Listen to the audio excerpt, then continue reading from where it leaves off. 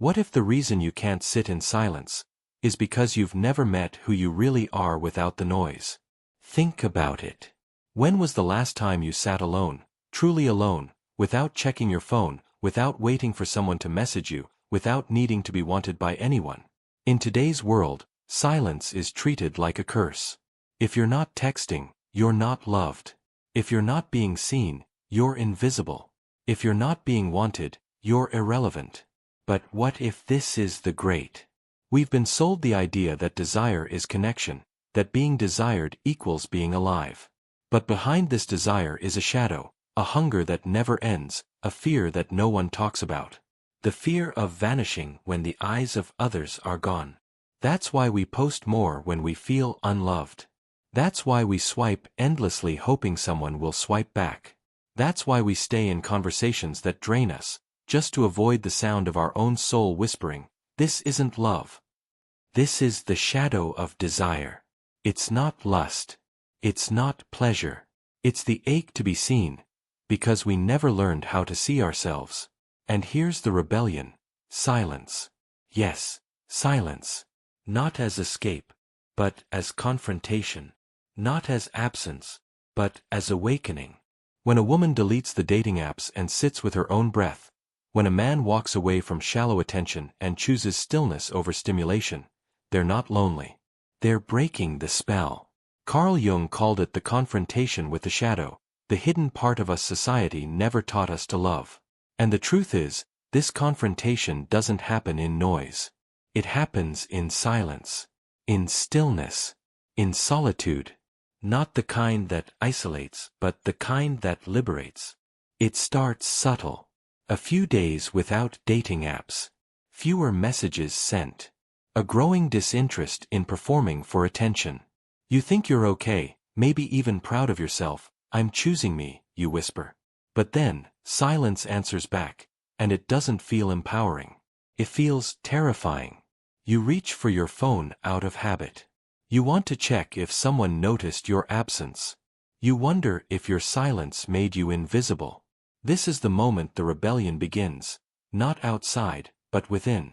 When you first choose to withdraw from the game of validation, you expect peace. What you get is panic. Your nervous system, wired for constant stimulation, doesn't know what to do with stillness. Your body starts to ache, not from lack of touch, but from the withdrawal of distraction. Your mind whispers lies. You're going to die alone. No one misses you. This is stupid, just go back. This isn't weakness. This is detox. This is your shadow surfacing, the buried pain, the parts of you you tried to silence with noise, with sex, with connection, with chaos. Let's make this real. A woman decides to take a break from dating after another emotionally exhausting situationship. At first, she feels empowered. But then comes the weekend. Her bed feels colder.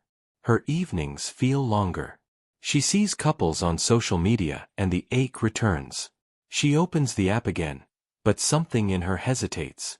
That moment, when she doesn't swipe, doesn't text, doesn't chase, is not small. It is spiritual. Because in that moment, she meets the version of herself that no one else ever validated. The version who doesn't need to be seen to exist.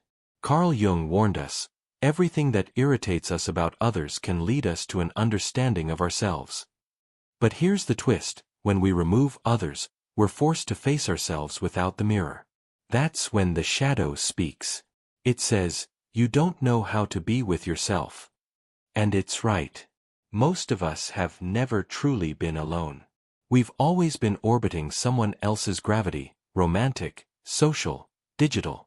We don't know how to sit in silence because silence reveals how deeply we've abandoned ourselves in pursuit of being chosen. This is why most people break in the first phase of solitude. Not because they're weak, but because they were never taught that loneliness is a teacher. They interpret the discomfort as failure, not realizing it's the first gate to freedom. Like a muscle long and used, your soul aches when it stretches. But that ache is life returning. In modern culture, everything is fast. Fast food, fast love, fast healing. But the soul moves slowly. Painfully slowly. It doesn't respond to algorithms. It responds to presence. And presence takes time, depth, discomfort. So when you're sitting alone and the urge to reach out hits like a wave, remember, that's not you missing them. That's you meeting you, for the first time without a mask. Think about this. How many of your past relationships were rooted in presence? And how many were distractions dressed as connection? The text you sent at 1 a.m. The, "I miss you," you didn't mean. The dates you went on when you knew you weren't ready. These weren't sins. They were signals.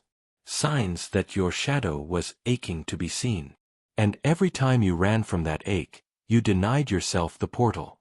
But now you're here. In the quiet. In the ache. In the withdrawal. And though your mind will tell you to escape it, this is the part that matters most. Because silence isn't what breaks you. It's what shows you what was already broken. The shadow is not your enemy. It is your invitation. You thought silence would be calm, but it turned out to be a storm. A quiet one. A slow-burning one. But a storm, nonetheless. It doesn't throw things around outside. It rearranges everything inside. When you're no longer reaching for someone else, you start reaching places in yourself you didn't know existed. Memories. Patterns. Emotions that never got closure. The silence becomes a mirror, and suddenly, you're staring at a version of yourself that has always been there, but was drowned out by noise. You begin to realize how much of your desire was never truly yours. How many of your wants were shaped by movies, by songs, by Instagram captions about deserving love and never settling. But what if love wasn't something you had to chase? What if real intimacy begins the moment you stop auditioning for it? Let's go back to the woman on the couch, tea in hand, phone off. At first, she's proud of herself. She's resisting the urge to reach out. But then it hits, the memories. The last hug. The message that never got a reply. The dates that ended in silence. And the part of her that once believed, if he doesn't choose me, I'm unworthy. That part comes up, not to hurt her, but to be healed. This is where the real rebellion begins, not just silence on the outside, but silence on the inside. Not just absence of noise, but absence of self-betrayal. The voices that say, you should be more, you should be thinner, you should be sexier, you should text him just to check. Those voices are the remnants of a world that never saw your soul. And you've internalized them so deeply that now, they sound like your own thoughts. Carl Jung said, until you make the unconscious conscious, it will direct your life and you will call it fate. This is it. This is the moment when the unconscious rises. And it hurts. Because for the first time, you're not performing. You're not pleasing. You're not pretending. You're just there, with every piece of pain that was buried under attention. But let me tell you something sacred, this part is the beginning of self-choosing. You don't need to chase love to prove you're lovable. You don't need to be desired to prove you're beautiful. You don't need to fill every empty space with someone's voice to feel alive. In fact, the only reason it ever felt like you needed those things is because you hadn't been taught to sit through the fire of self-reckoning. Here's a real example. A man ends a toxic relationship after years of emotional whiplash. He tells himself he's free, but he can't sleep.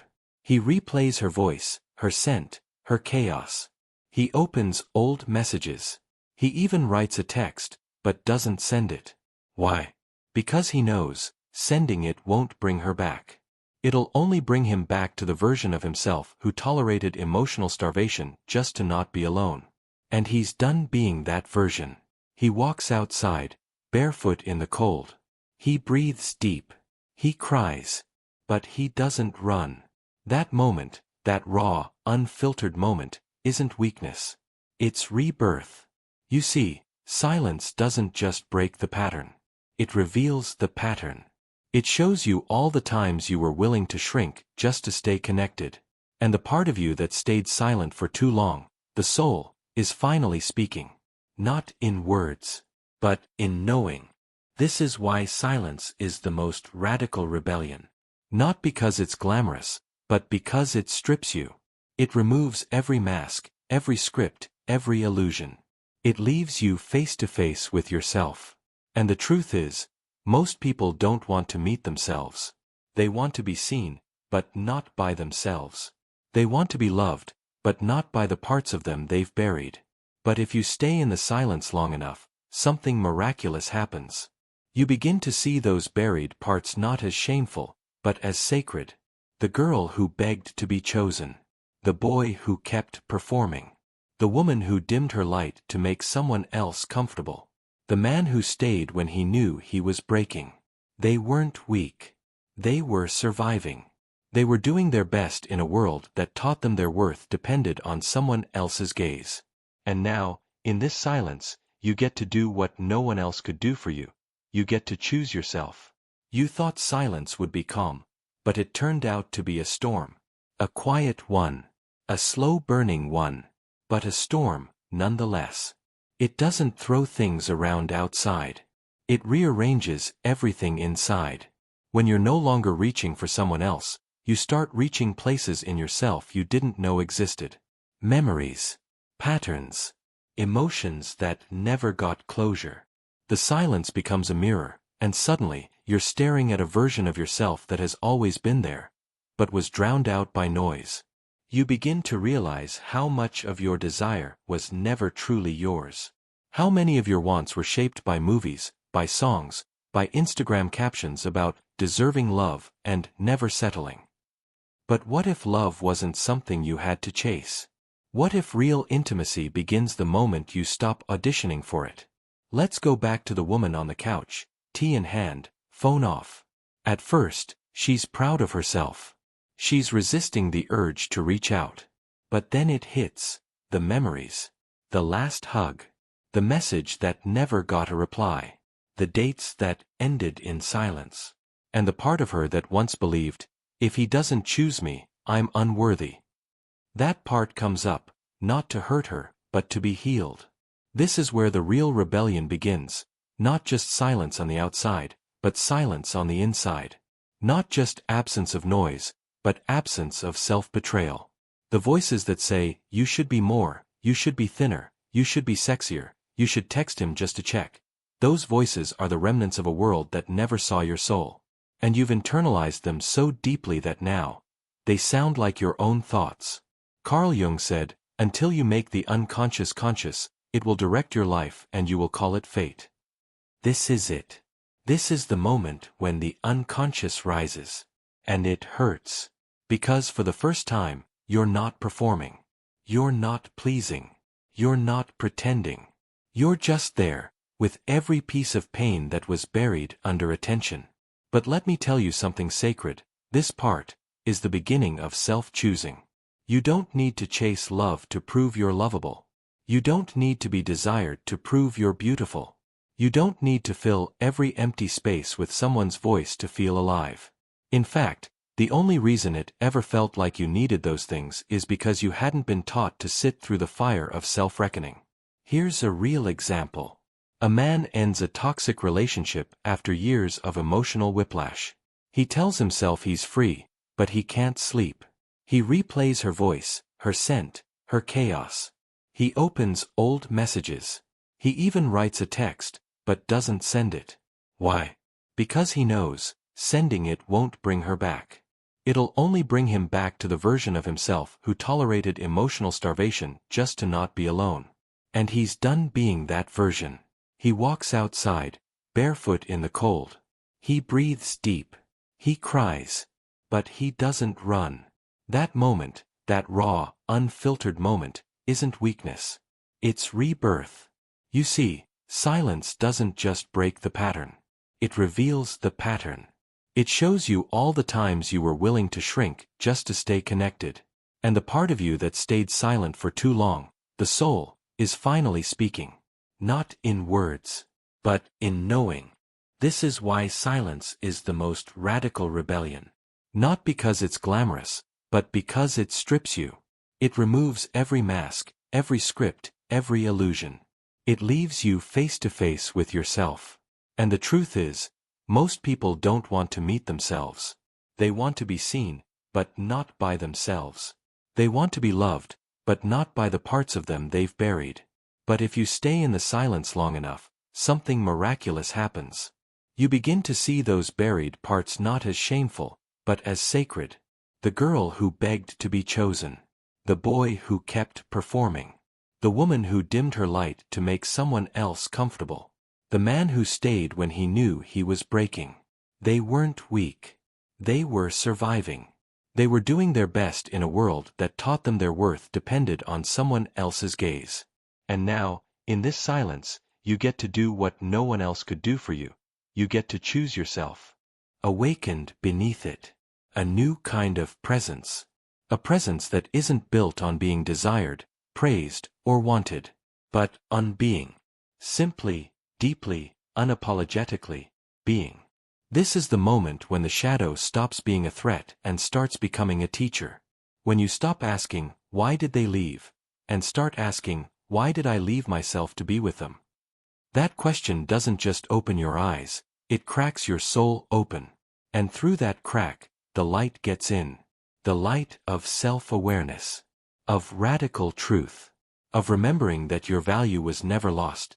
It was just buried under layers of fear, performance, and emotional dependency. Carl Jung believed that the shadow wasn't evil.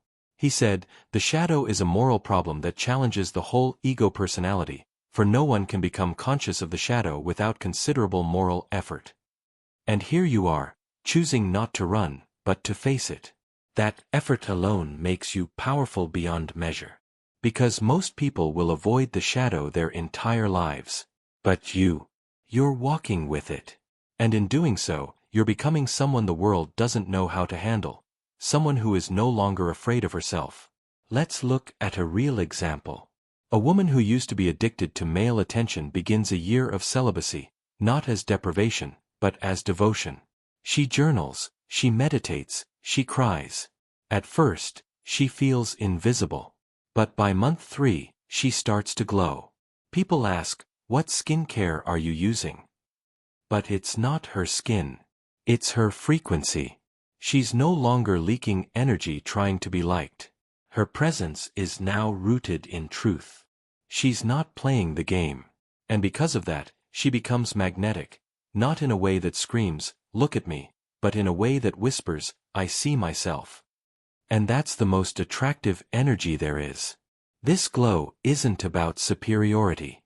It's about sovereignty. The woman who used to twist herself into knots just to keep someone interested now sits across from a man and says, no, without flinching. Not because she's cold, but because she finally knows her warmth is sacred. The shadow taught her that. Silence taught her that. Pain taught her that. And now, she walks differently. Not faster, not louder, but firmer. Grounded. Clear. Whole. This shift isn't loud. You won't post about it. No one will throw a party. But you'll know. You'll know when you're in a room full of people and no longer feel the need to prove yourself. You'll know when someone ghosts you and your self-worth stays intact. You'll know when you can sit in a Friday night alone with a candle and a book and feel full instead of empty. That's not small. That's spiritual maturity. That's reclamation. The shadow of desire doesn't vanish. It integrates. You still feel longing. You still feel attraction. But now, it's no longer a trap. It's information. You observe it without acting on it compulsively. You ask it what it wants to teach you. And sometimes it says, you're not really craving him. You're craving your own permission to feel. Or, you're not lonely. You're detoxing from emotional noise. This is what Jung meant by individuation, the process of becoming whole. It doesn't happen in yoga classes or self-help books.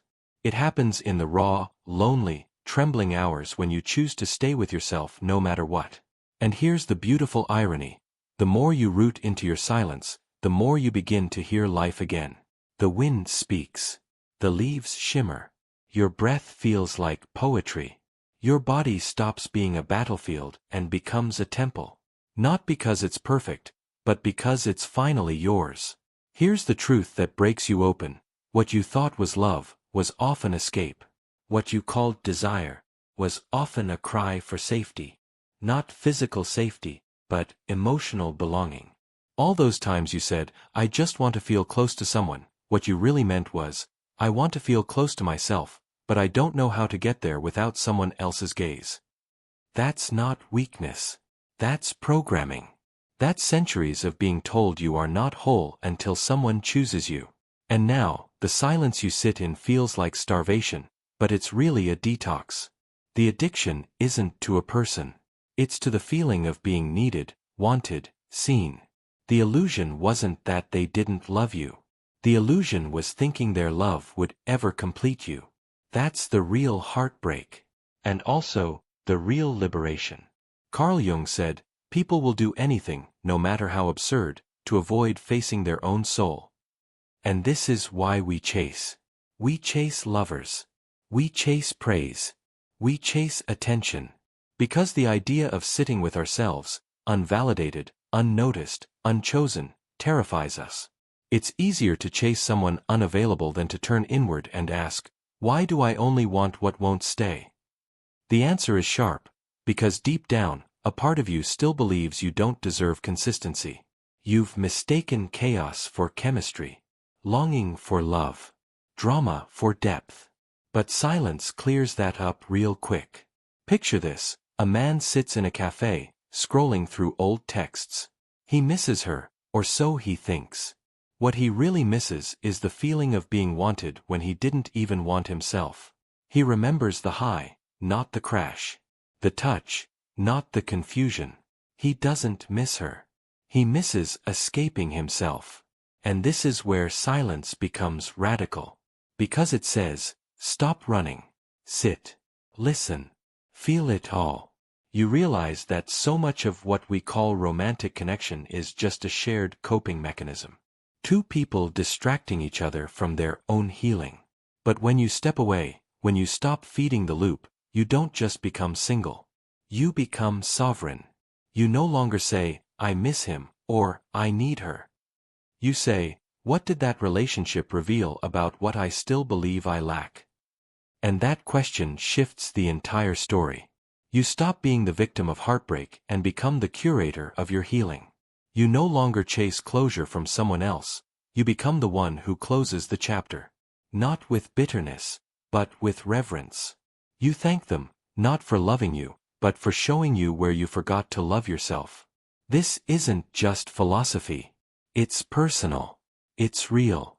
Like the woman who used to text 5 different people just to avoid a lonely night, now learning to sit with the discomfort of not being desired, and realizing, I've never really desired myself. Or the man who slept around to feel powerful, now learning that true power is in restraint, not conquest.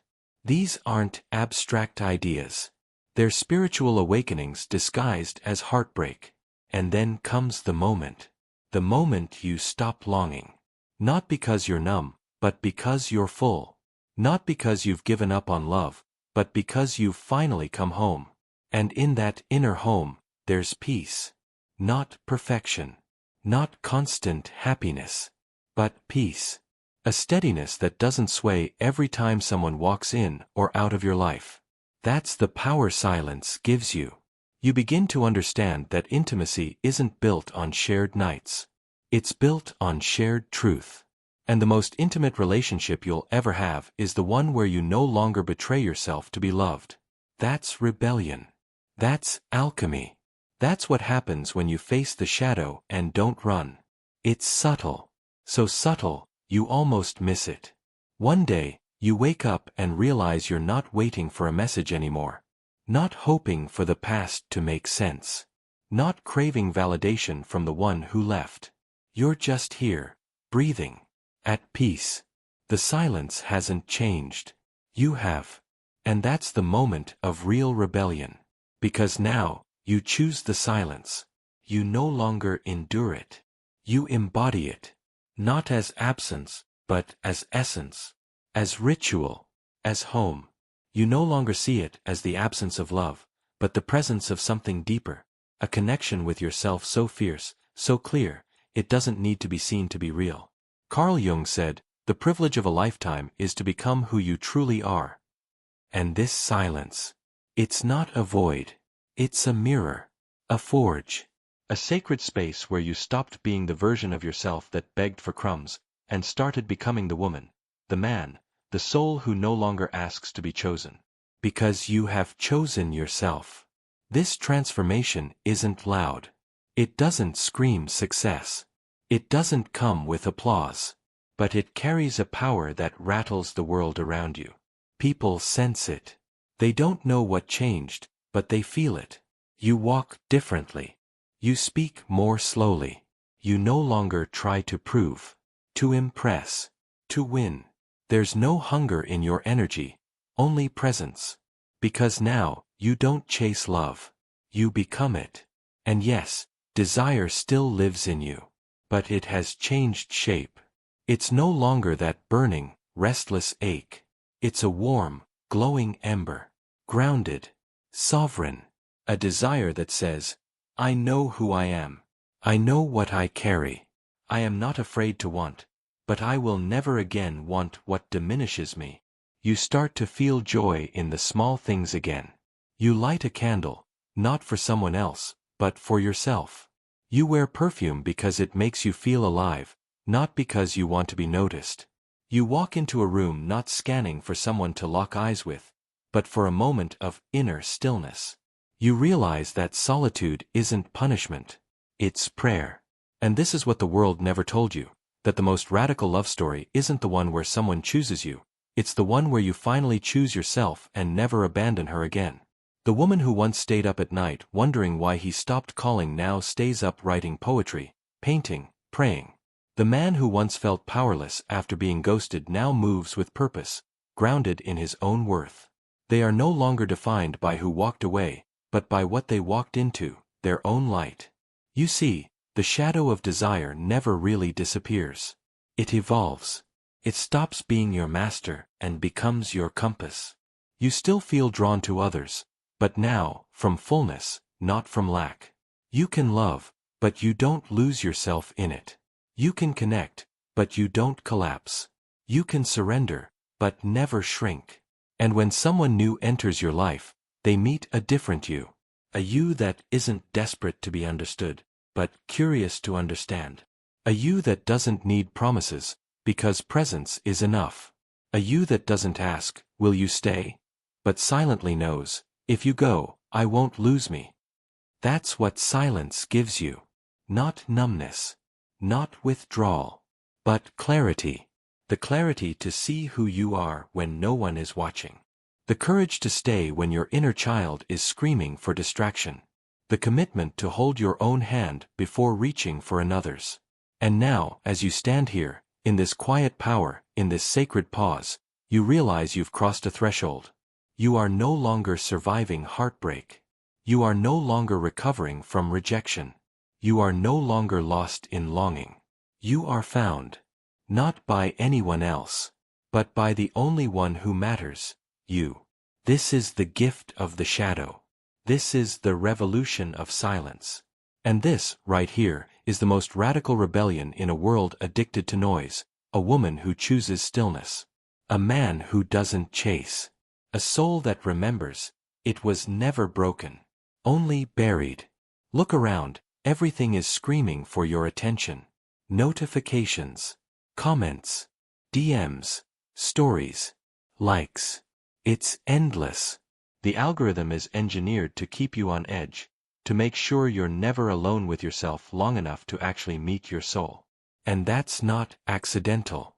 A person who can't sit in silence is easier to sell to, easier to manipulate, easier to control. Because the modern world doesn't want you sovereign. It wants you distracted, addicted, hungry. But when you choose silence, you step outside that machine. You unplug, not from technology, but from dependency. You begin to notice how often you reach for your phone the moment you feel discomfort. How often you post not to express, but to be seen. How often your value rises and falls with each notification. And it hits you, not just in your mind but in your body, that this isn't freedom. It's performance. It's survival dressed up as self-expression. Carl Jung said, Until you make the unconscious conscious, it will direct your life and you will call it fate. That's what's happening here. The unconscious need to be wanted, to be relevant, to be admired. It's running the show. And platforms know it. They profit from it. But once you see it, you can't unsee it. The girl who posts thirst traps to feel loved. The guy who flexes his lifestyle to feel powerful. The influencer who burns out trying to look effortlessly happy. It's not vanity. It's pain. It's a soul trying to scream through curated images. Do you see me? Do I matter?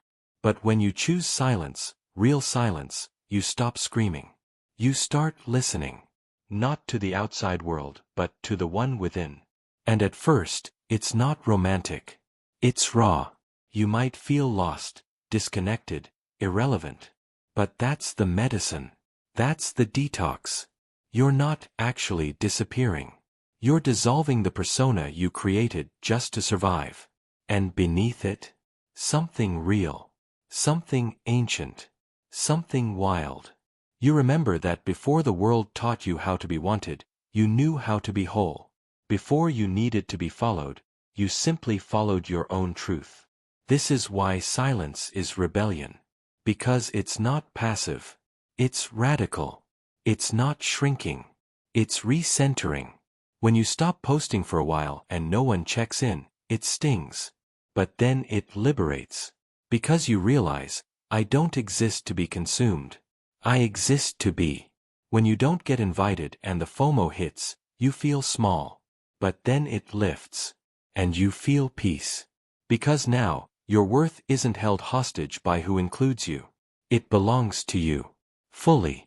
Quietly. Powerfully. And something else happens too. You start seeing through things. You no longer crave attention that feels hollow. You no longer chase relationships built on codependency. You stop reacting and start responding. You don't need to prove your glow anymore. You become it. The way you speak slows down. The way you move becomes intentional. The way you connect becomes sacred. And all of it, yes, all of it, starts with choosing silence in a world obsessed with noise. There comes a moment, after the silence has stripped away the noise, when you realize you're not who you used to be. But you're not yet who you're becoming. You're in between. And it's terrifying. Because the masks have fallen, but your face still feels unfamiliar. You're no longer playing the roles, the flirt, the achiever, the good girl, the strong one, the funny guy. But the question echoes loud in your chest.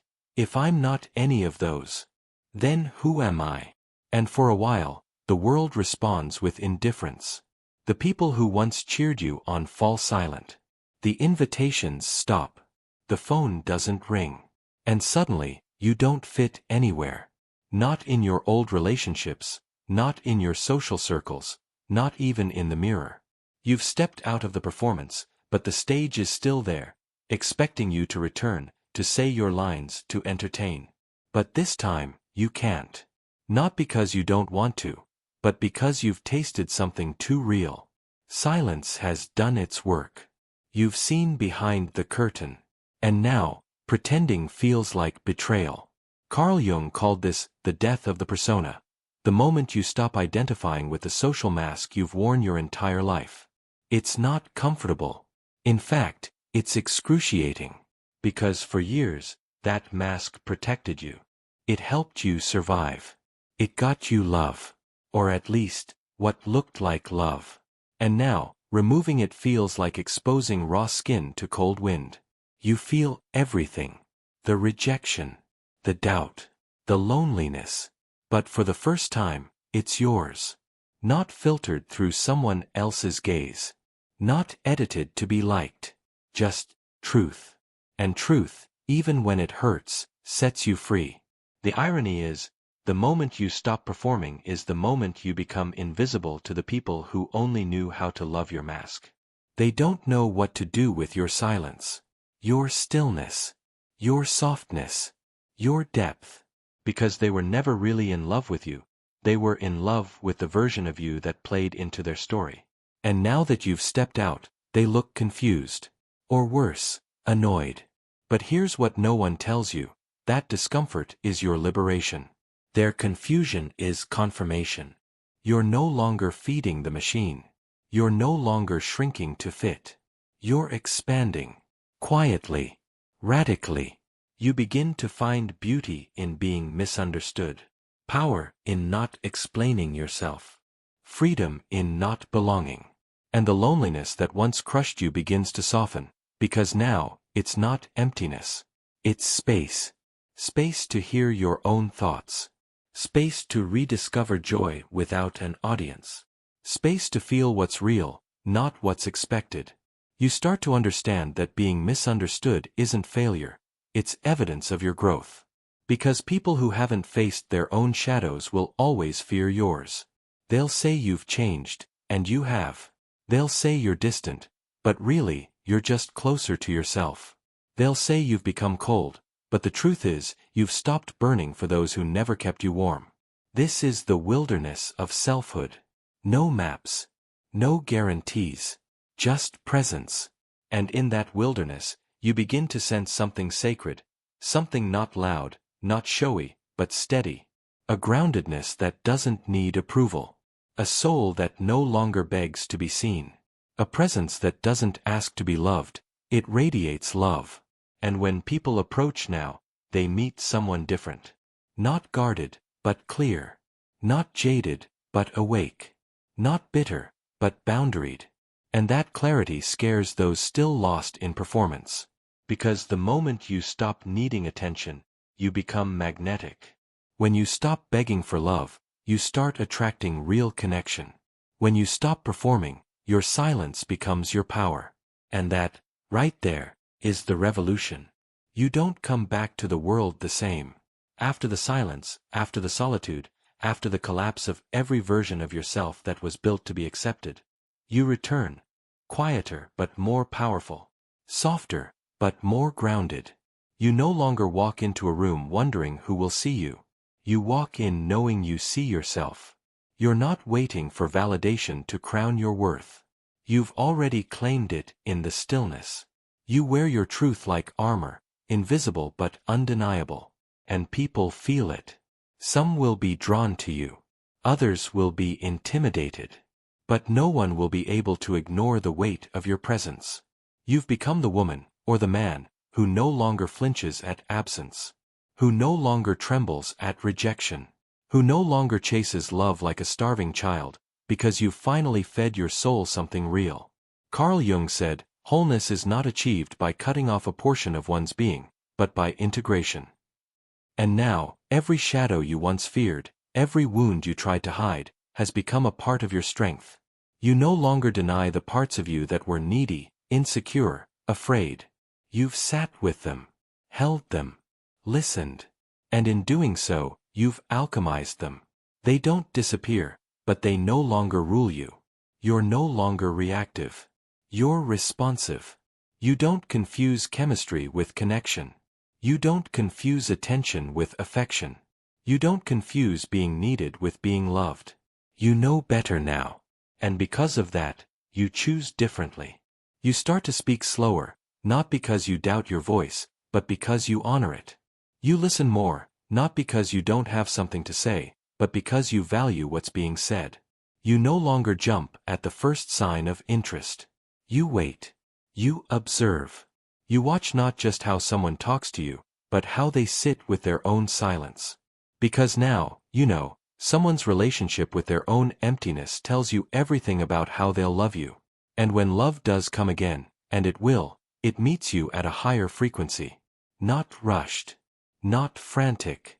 Not built on projection. But grounded in real presence. The kind of presence you cultivated alone. The kind of presence that doesn't cling, doesn't possess, doesn't collapse. But instead says, I choose you. Not to complete me, but to walk beside me. That's the love that finds you after silence. And you'll know it.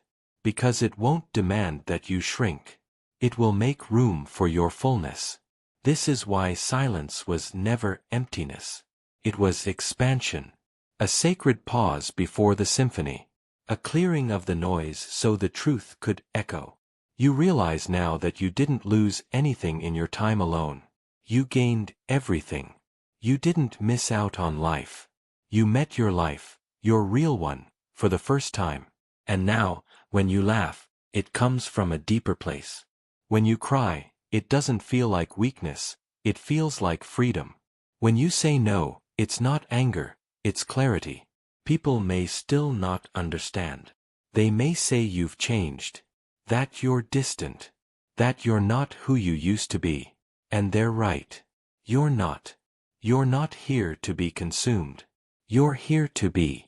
And that's what scares them, not that you disappeared, but that you returned untouchable. Not guarded, not closed, but sovereign. You're no longer at war with yourself. You're not in constant hunger. You've stopped leaking energy trying to be liked. You've stopped explaining yourself to those committed to misunderstanding you. You've stopped begging to belong. Because now, you belong to yourself. And in that belonging, there's peace. Not the kind that's quiet because it's afraid to speak, but the kind that's quiet because it has nothing to prove. This is the woman who walked through fire and didn't just survive, she transmuted. This is the man who sat with his shame and didn't just carry it, he transformed it into wisdom. This is the soul that made silence a sanctuary and emerged whole. Not flawless. Not perfect. But real. And in a world obsessed with illusion, that kind of truth is revolutionary. There's something sacred about the one who walks through darkness and chooses not to close the door behind them. The woman who no longer needs to be seen doesn't disappear, she becomes a mirror. And when others look into her stillness, something ancient stirs. They start asking questions they've buried for years. Why am I always performing? Why does love exhaust me? Why do I fear silence more than noise? She doesn't preach. She doesn't persuade. She simply lives from a place most people forgot existed, and in doing so, she reminds them of who they were before the world demanded a mask. Carl Jung spoke of the collective unconscious, a shared psychic inheritance passed through generations. When one person begins to heal, they do more than change their own life. They ripple through the unconscious of those around them. The silent woman becomes a signal. Her very presence whispers to others, "You're allowed to stop performing. You're allowed to come home." Not to her, but to themselves. This is what makes silence revolutionary. It isn't passive. It's contagious. The ones who have made peace with solitude carry a frequency the world doesn't know how to label, so it calls them intimidating, distant, too much. But they are not too much. They are just finally whole. And wholeness threatens systems built on lack, on urgency, on insecurity. The moment you stop craving external validation, you're no longer a good consumer. The moment you stop begging for love, you stop participating in relationships that exploit your wounds. The moment you stop running from loneliness, you stop fearing your own depth. That's dangerous, not to you, but to the matrix that thrives on your disconnection. And so, the rebel becomes a target. Not through violence, but through subtle exile. People say you've changed, grown cold, become selfish. But the truth is, you've just stopped playing a game that never loved you back. This is why silence is not retreat, it's resistance. It's a statement, I will no longer outsource my worth. I will no longer hand over my soul for scraps of affection. I will no longer betray myself to be accepted. And when one person lives like this, truly lives, not just performs, it gives others permission to exhale, to stop, to feel, to begin. Your very presence becomes a revolt against the noise. A living proof that there's another way. That you don't have to trade authenticity for attention. That love doesn't have to feel like survival. That maybe, just maybe, peace is not something to find, but something to remember. You don't have to fix anyone. You don't have to wake them up. All you have to do is stay awake yourself. That's what changes the world. Not louder voices, but deeper silence. Not more hustle, but more wholeness. Because when someone sees you resting in your own energy, your own body, your own truth, They begin to remember what it felt like to trust themselves before they were taught to chase everything outside of them. There is no louder message in a world addicted to validation than the presence of someone who no longer seeks it.